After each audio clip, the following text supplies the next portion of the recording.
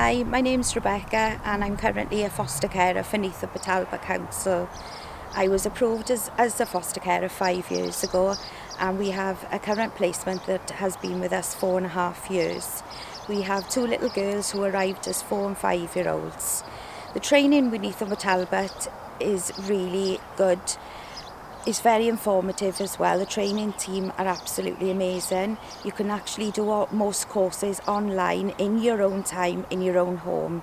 Otherwise, there are face-to-face classes, and you can even complete a diploma, which I completed myself.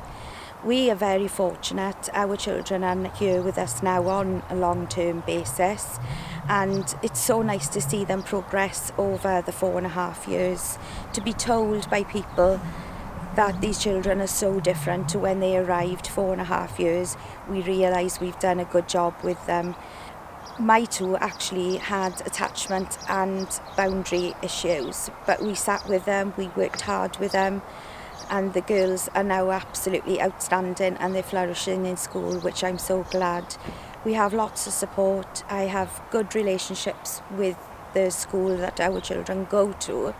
We also have an amazing social worker who's there via text, email, phone calls, everything. You have that support, so you're not there on your own. You will have everybody around you.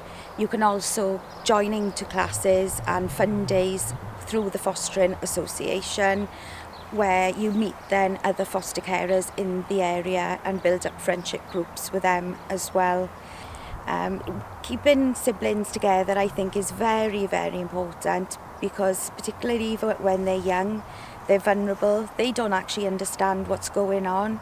All of a sudden they're taken from the home that they've always known, and they're taken into someone else's home who are strangers. So by having siblings together, it gives them some sort of normality for them.